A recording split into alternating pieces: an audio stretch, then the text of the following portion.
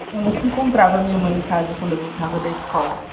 Eu encontrei a minha mãe na calçada, chorando muito. Eu lembro de perguntar pra ela o que tinha acontecido. Ela falou que eles iam voltar pra me buscar. Tinha uma senhora que cuidava de mim e eu só consegui dizer pra minha mãe, falar pra essa senhora que eu amava ela. Mas em nenhum momento eu falei que eu amava minha mãe. Eles me buscaram na escola, falei com a assistente social, ela falou como era o abrigo, que os meus irmãos já estavam me esperando na casa. Eu saí de uma internação. Eu cheguei só com roupa do corpo, só. Me buscaram com polícia, tu acredita? Estamos te levando para um lugar que tu vai adorar. Meu sonho era ser jogadora de futebol, mas foi por pouco tempo, porque o acolhimento meio que interrompeu isso. Precisam entrar em consenso porque todos tiveram um primeiro dia diferente, né? A entrada e a saída são um soco. A entrada pra mim foi bem pior do que a saída. Eu não gostava muito de ter contato com as pessoas. Sabe a pessoa esquisita como se for o primeiro dia de aula? O primeiro dia de tudo, dormir, comer e mais outro. Aqui é seu quarto, aqui é o banheiro. Eu vou pegar algumas peças de roupa pra você.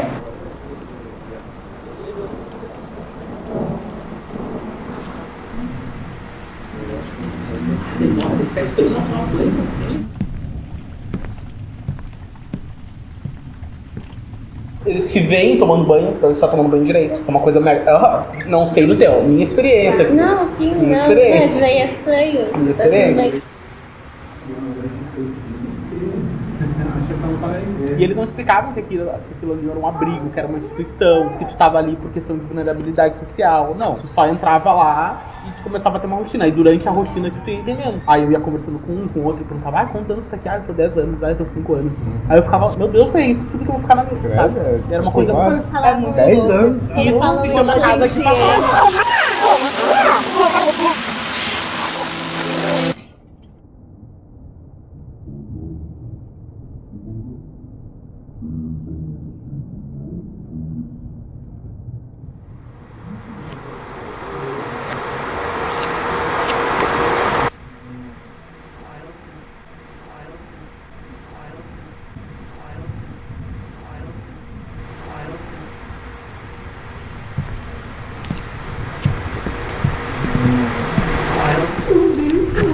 Vai ficar até os 18 anos aqui.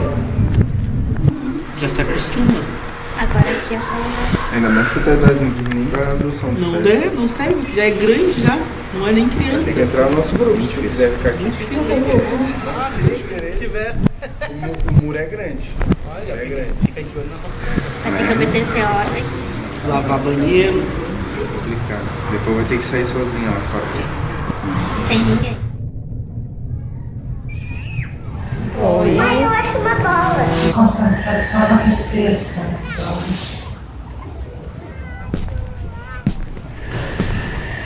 Fala galera. Prazer, sou o Tony, Cauã aqui. Meu nome é Lauren, eu tenho 18 Moro anos, em Porto moro Alegre, no no bairro Nonoai. Maitá. Moro com a minha irmã. Tenho 19 Sou anos, da Vila Nova. Foda e contabilidade. Educação Especial FPE, aqui do Rio Grande do Sul. Isso, tem a volta. Acho que é isso. Eu tô fazendo hoje em dia enfermagem, que o meu sonho é salvar até lá vidas, onde né? nunca Viver tipo um Grey's Anatomy. Imagina ver um coração batendo. É algo que eu quero seguir. O barulho que tem a respiração. Eu não conhecia ninguém. Mas mesmo assim eu nunca consegui É muito me mecânico. abrir, E eu só Nunca consegui. tinha que passar por, me expressar. por essas pessoas. Escutem com atenção os barulhos que tem desde pertinho até mais longe. Mesmo que expliquem no porquê tu tá ali, tu tá em pavor. E eu senti alívio porque eu tava com os meus irmãos, mas também sentia porque a minha mãe ainda tava lá onde ela tava.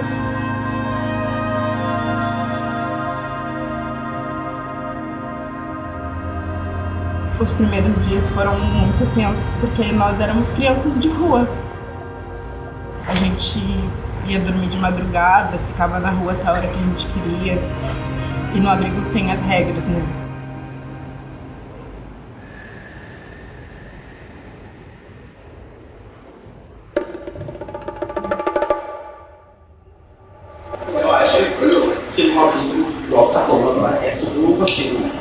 rotineiro do negócio. Eles falam sempre que aqui é o começo, só que é o começo que eles querem criar, entendeu? Não é o começo que a gente... Não foi eu que escolhi iniciais. Tipo, tu vai acordar em tal horário, tu vai comer em tal horário, não pode comer fora do horário, tu tem que tomar banho em tal horário, tipo... É que eu entendo essa parte, porque muita gente, se não tiver uma orientação, vira bagunça. Eu acho legal esse problema.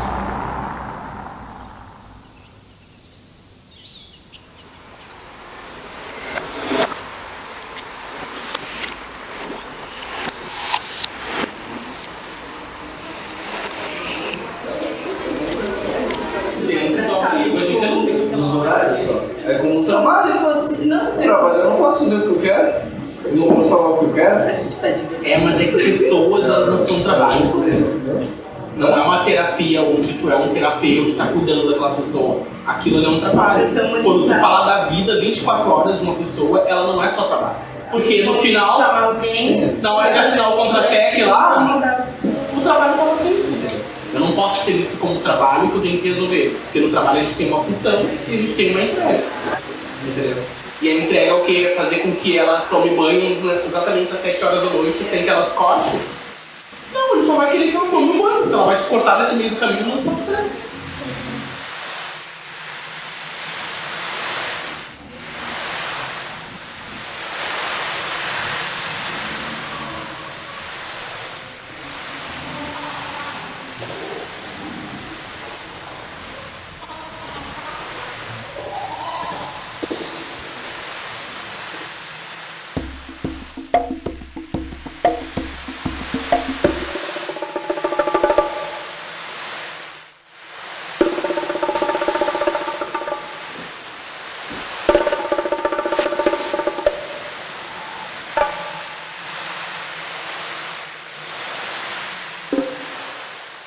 O acolhimento trata a gente com medicação, então não sei até onde a gente está doente ou eles fazem a gente ficar doente.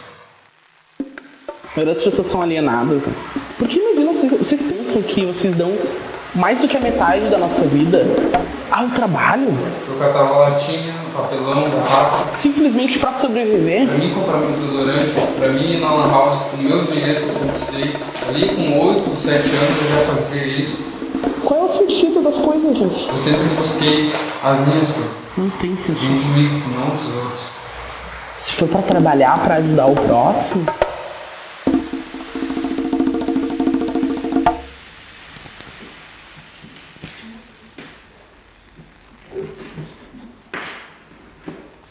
Mas não, a gente trabalha pra se autoajudar porque impõe problemas que a gente precisa resolver. Gente, isso é cansativo. Cansativo.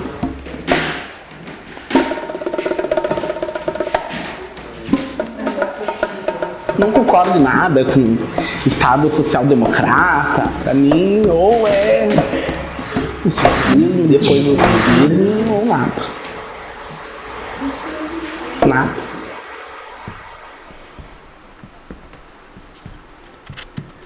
É muito difícil acreditar.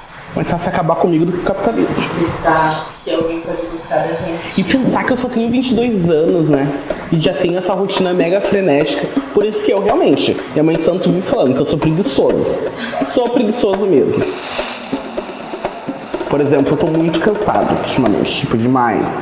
Porque eu tô trabalhando demais. Acreditar que alguém vai saber lidar com os nossos problemas e fala se teimosia, né? Porque teimosia nada mais é que um pedido de olho pra mim. O que vai sobrar de mim? Tenho medo de amor. Mas eu me divirto quando eu tô dormindo.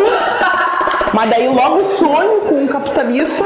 E aí ele diz assim, volte ao trabalho.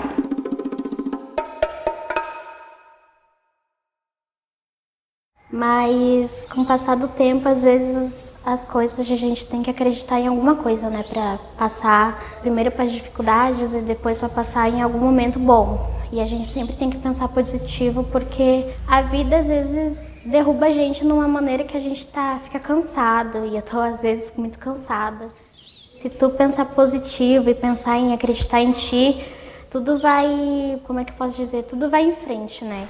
Mas ainda assim a gente fica se perguntando como seria se não tivesse sido assim, sabe? possibilidades, sabe? Pra além ali do que é dito, a vida não precisa ser.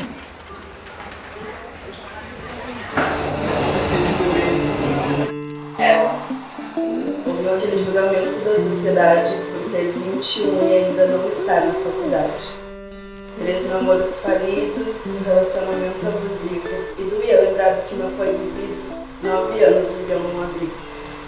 Mãe, desculpa não te tirar do caminho do caixão. É que tu disse pra eu cuidar dos meus irmãos e eu tinha só 7. Quem me dera fosse 17 pra lutar com aquela maldita que valia 5. Aquela pedrinha que te levou à ruína, que fez eu ter pesadelos reais, lembra? Sim, eu sou capaz de cozinhar em latas de alumínio sob grades de um fogão, dividir meio quilo de polenta para 5 irmãos, ou quando tu me levou para assistir a tua destruição. Sim, eu tô falando de prostituição. Pra dormir não tinha colchão, a saída era jogar algumas roupas sujas no chão e eu pensava, que vida, hein? Eu tinha a mãe mais bonita, uma preta guerreira, mãe solteira, aquela que põe os filhos acima de tudo, mesmo sem ter tudo. E o que aconteceu? Nunca entendi. Tudo que eu queria era fugir. E aos 9, presa no sistema, chorava, apavorada, dilacerada. Aquela pedra de 5 me deixou sem nada. Um vazio amargurado, com gosto do passado, e eu lembrava ela com aquela lata na goela. Nos seus olhos fissura, nos seus dedos queimaduras. Olhava, olhava, olhava, e não era mais a minha mãe que me enxergava. Mãe, obrigada pela mulher que me tornei, pois foi sob o teu exemplo que não fraquejei. Hoje tenho minha família, minha filha, meus irmãos. Para um abrigo fomos enviados e tivemos que fazer do passado um novo motivo para continuar. E sei que sou a revolução de uma história que não se encaixa no padrão, pois aprendi que estrelas não brilham só na escuridão. E eu sei que a vida pesa, e eu sei que dói, mas não desacredito. Todo mundo merece amor. Vamos ficar com os pezinhos aqui.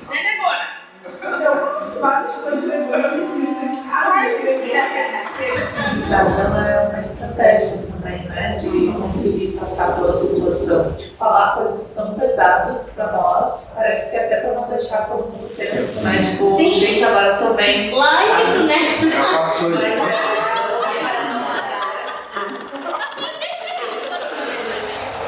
Eu dependia das tias pra andar de ônibus, no caso elas que me ensinaram a trabalhar, a estudar. E aí elas eram o único suporte que eu tinha pra viver. Às vezes eu penso e às vezes eu falo com elas e falo, eu queria ter voltado, entendeu?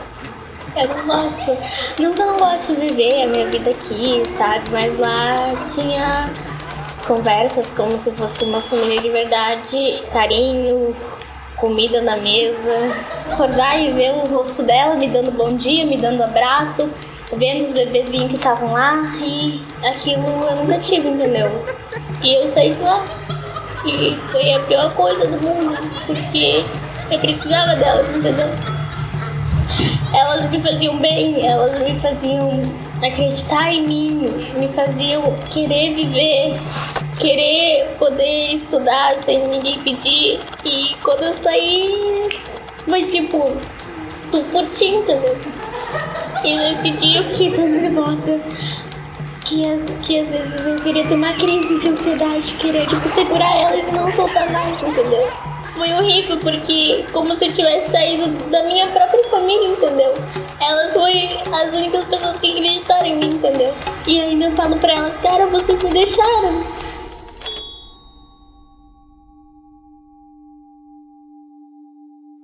É que na instituição é assim, quando completa 18, infelizmente não tem como ficar.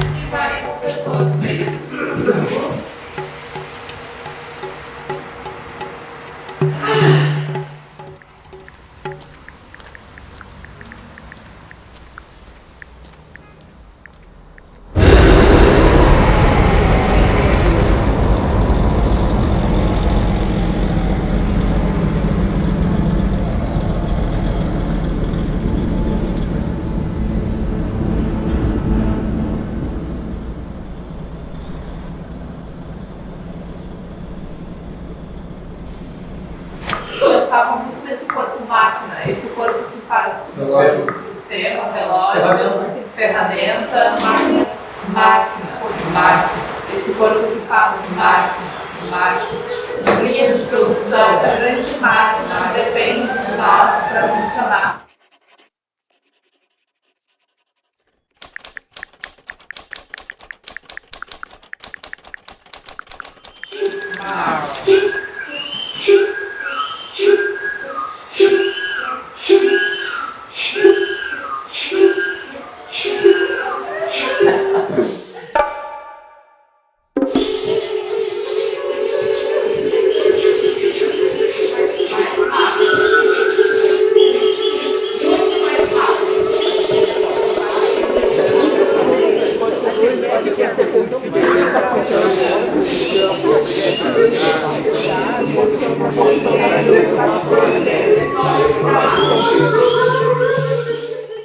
Ah, não, lá ele pesou, né?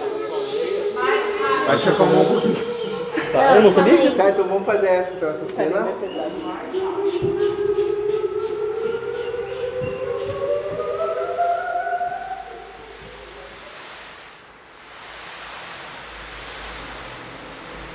Então essa imagem que vocês acabaram de assistir aí é uma imagem muito comum nos abrigos de hoje em Porto Alegre, né? Eu presenciei já com um amigo meu, eu ajudei na contenção, porque só os educadores não conseguem, porque muitas vezes são constituídas por mulheres e geralmente os adolescentes, as crianças, são muito revoltadas nos abrigos por conta do seu passado, né? Essa contenção ela pode começar por vários motivos, tanto uma rejeição de um castigo, tanto uma desavença entre os educandos ali no espaço ali. Se tu chegar e perguntar para o educador, tu gosta de fazer contenção, ele vai te falar não. Isso é uma coisa horrível que estraga o dia do educador. É desagradável para todas as partes, tanto para o educador, quanto para o educando que está sendo contido e quanto para os outros educandos que estão ali na volta, né? Presenciando aquela cena de horror, para que não haja algo pior.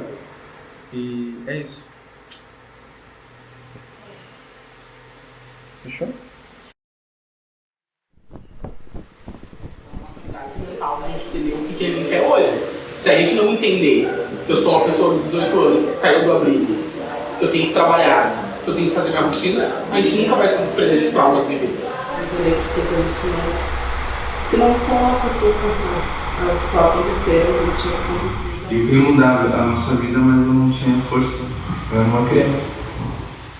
Aí existe a maldade do mundo, entendeu? A pessoa usar isso contra ti, de tipo, uma criança indefesa machuca, porque acaba sendo um gatilho que tu não consegue seguir o próximo passo.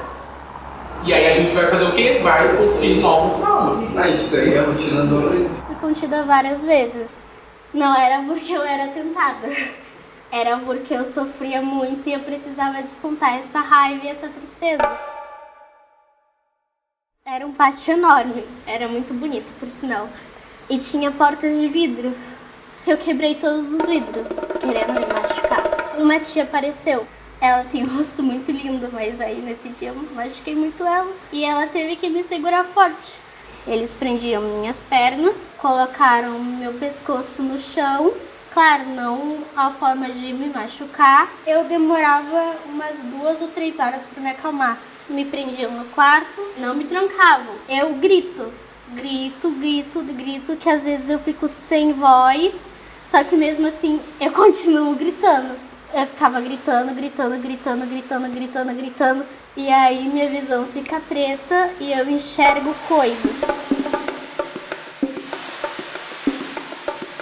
As outras foram mais severas, que aí foram os tios que me contaram, então eles têm mais força, porque eu não gostava que encostasse em mim, eu tenho muito medo disso. A contenção, pra mim, é uma forma de proteção. Além de ser um trabalho que eles fazem, eu que quis me soltar e me machuquei. Me deixei roxa, né, por ter batido neles e batido em mim. A gente busca tanto a liberdade, mas quando a gente tem a liberdade é assustador, né? É assustador. Acho que liberdade sem identidade. Dentro do abrigo tudo é visto. Eu nunca fui contida. Eu nunca vi a contenção como algo que fosse para proteger. Eu não concordo com nada que a Fundação faz como proteção, porque não vejo isso como proteção, vejo isso como abuso de autoridade, abuso de poder. Me faz ir para outro lugar, assim, pensar em contenção e proteção e acolhimento e escuta e fala, porque essas coisas não existem, né? A gente pode até dar a nossa voz, mas acredito que a gente vai buscando formas de defesa. Eu brigava muito no abrigo para proteger os meus irmãos, para me proteger. Sempre fui lida como uma menina muito agressiva. Parecia que tudo que estava escrito no livro de ocorrência era só aquilo. E às vezes os monitores inventavam coisas que faziam com que a gente, entre os acolhidos, brigassem, sentiam um certo prazer em estar fazendo aquilo. E pode ser coisa da minha cabeça, mas era como eu me sentia, como eu via. Se já é muito difícil estar lá e ter que aturar castigos que a gente não passaria se a gente estivesse em casa. É que eu via as crianças gritar horas amarradas. Eu não apanharia de panela de pressão. Algumas crianças tomavam remédio para acalmar depois das brigas ou de surtos. Acho que todos nós temos visões diferentes, mas eu sinto que no fundo a gente só quer crescer, sem os rótulos que eles nos dão, de ser muito difícil, de ser uma criança problemática, um adolescente raivoso. E não, a gente só quer ser escutado, a gente quer ser olhado.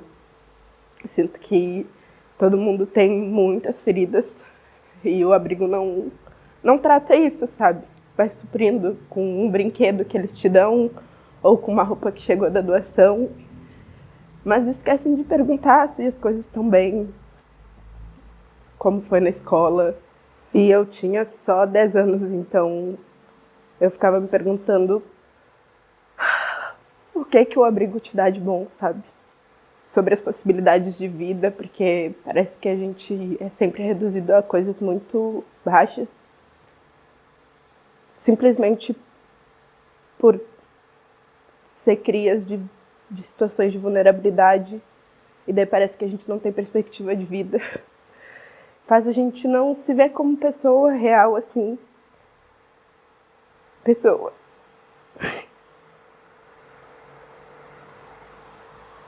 Que vive, tem família, sei lá.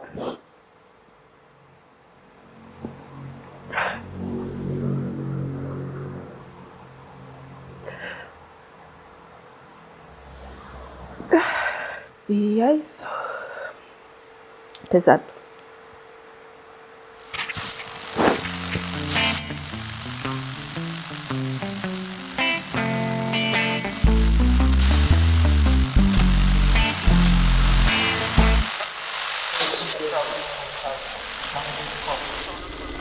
Encontrei minha mãe na calçada, chorando muito.